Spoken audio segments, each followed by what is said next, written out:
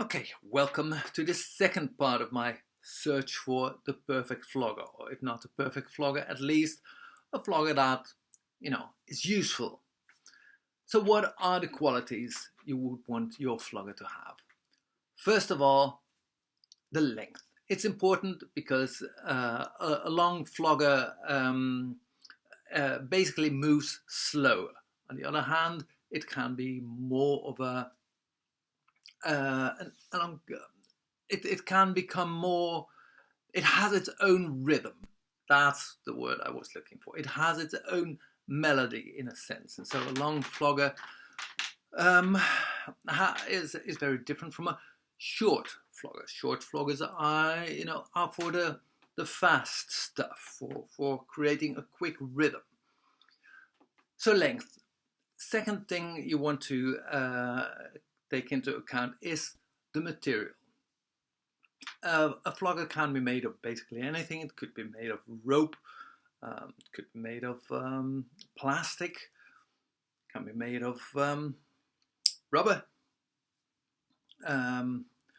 You also see these things that are made of, plastic and feathers. Well, they're toys basically, and of course a flogger can be made of leather. All these materials have their own qualities. Personally, I prefer a leather flogger because it's both soft, soft to the touch. You can use it for almost like stroking someone, or the thicker it gets, the more strands it has, the more thud it has. It has more oomph. It's that full-fledged feeling of the whip pushing you. So material. Plastics are sharp no matter what. Rubber or latex floggers, they have that sharp quality to them as well, unless it's a very thick flogger, a thick flogger like that. A leather flogger has both the soft touch and the full-fledged oomph, depending on how many strands it has. Then part of your search is, looks. Do you want your flogger to look like they came out of some dark cellar where people in black leather are beating each other up? Or would you prefer your flogger to be, to have a gentler look, to be in line with your spiritual values? Would you want your flogger to look as though it's, you could keep it lying around in the house and your friends could come over and you can talk about it, and you wouldn't have all that prejudice? Well, this is obvious where I'm heading. I would think so. But when looking for a flogger, it's really very hard to find a flogger that does not, by its looks already, tell you, this is heavy, serious stuff.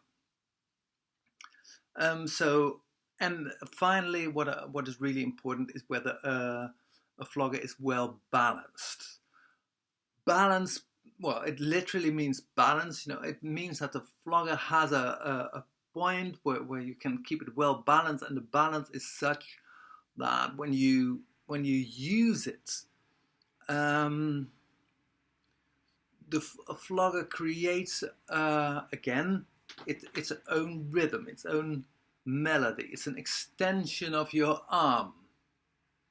And it can do that when it's well balanced. When it's not well balanced, you have to adjust for that by using your movements in some other manner, which is distracting. Okay, so looking for that fine flogger, one has to see what is out there. And since I was in Berlin, I decided to pay a visit to the Peitschenhandel. The Peitschenhandel basically is a warehouse. It's situated in a small court off one of the side streets of a major Berlin street, and when you enter it, it does look like like a warehouse basically, except a warehouse filled with whips and sticks and handcuffs, and let's say it has quite an atmosphere. So they have a large web presence, and the store is basically meant to show off all the stuff they have. And they have a lot of stuff. You see here are paddles. Here's the kind of floggers, the workshop. These are more paddles, so that's basically slabs of leather or wood that are used to hit. Canes, of course, I'm a big fan of canes, and I think these look really nice, actually. Some are, more flexible than others. I like my cane to have a nice flexi bit to it. They even have canes shaped like walking sticks, so you can more or less hang them on the wall and disguise them a bit. Riding crops, of course, and other kind of crops that have this thin, sharp feel to them. I'm not actually a big fan of them.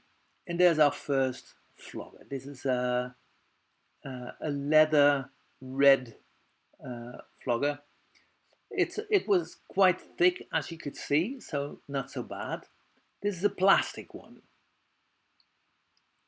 So it's a red plastic one. In general, I prefer the reds to the blacks. And here's red and black, and it's the feathery thing with a bit of leather. It's, well, yeah.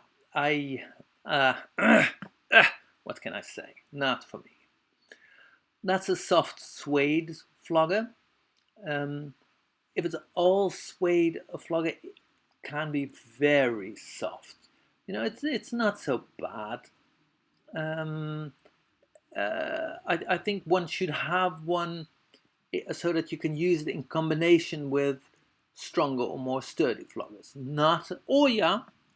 Maybe in combination with one of these thin floggers, although that was a thin rubber one and it's very sharp.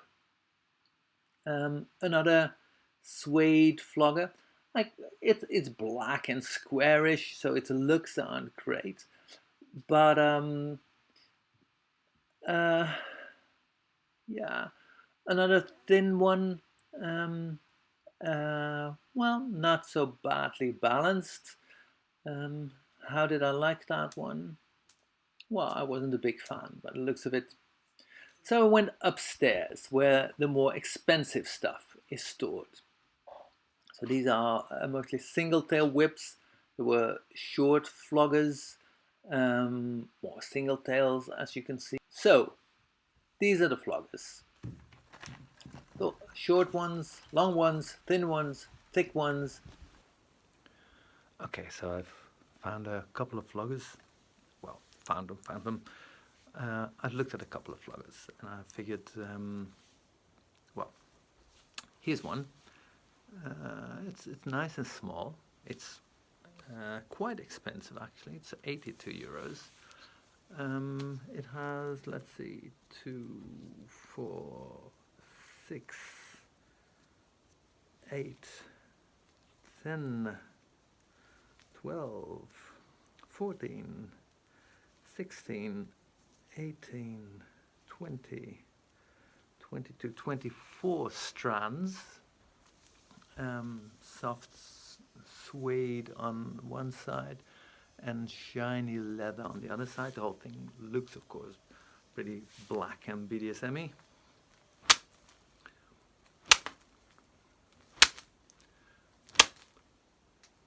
It has a nice softish touch to it, so it's more of a study thing. I found this very interesting thing. I think it's like a cat of nine tails, except it's longer. It has a very long handle. Let's see how that's. Oof. very sharp. It has a nice wheel to it. Well balanced, not bad.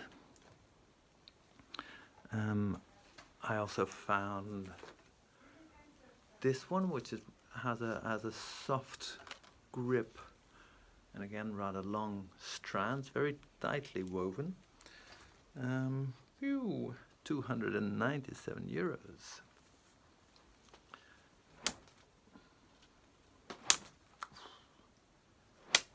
Very sharp. One has to be into that kind of thing, I think. And then there's this thing, which looks like sort of a cross between a belt and a whip and a horse crop. Let's see.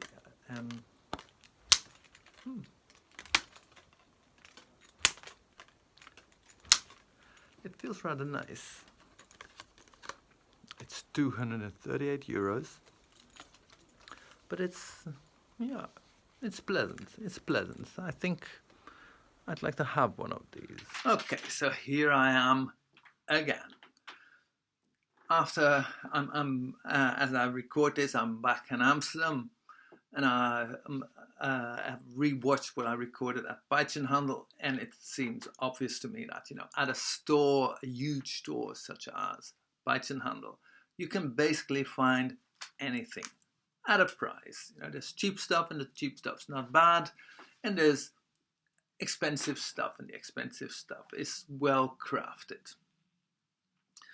The interesting thing, though, is that there's always room for improvement, because as I was looking at all that stuff, I thought, yeah, some is good, some's not to my liking, but most of all, it all has that, this leathery, dark look. They're all, they're very much in that. They bring their own atmosphere, and the atmosphere they bring is one of, well, let's face it, the black leather stuff. Whereas what I'm trying to achieve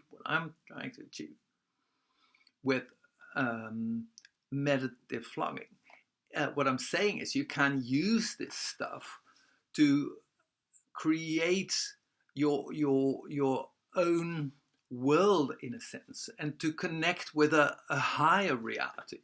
You can use whipping, flogging, to improve your relationship, with a partner, if you're in a relationship with someone and it's a loving relationship, you can deepen that relationship through flogging, because it's such an intense and beautiful ritual.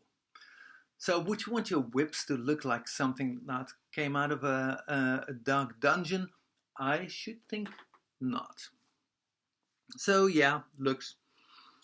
As far as material goes, I tested a lot of these things. It's obvious to me I prefer leather. So the flogger that I'm going to create, these bespoke floggers, they're going to be leather. Although I prefer a vegan diet, so it might be interesting to try to create a vegan flogger. I don't know how to go about it, though. So I'm going to experiment a bit with that as well. And if you have any ideas, by all means, let me know. Yeah. Well, price, we've talked about that. Material, talked about that. I would basically say avoid plastics. But I think watching all that stuff, there's two conclusions. First of all,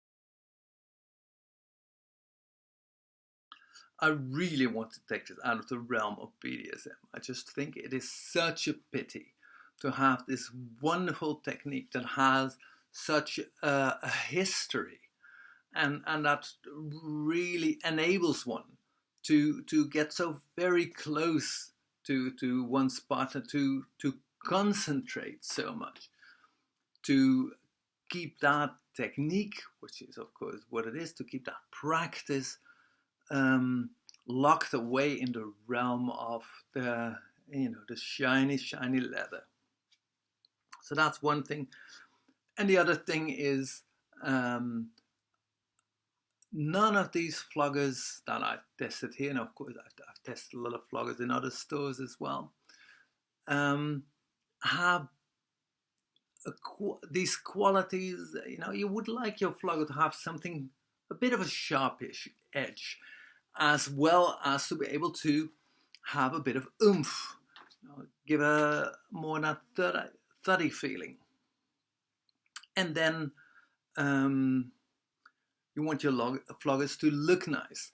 And so my other conclusion is, obviously, I'm going to have to create my own floggers. And I will, for you.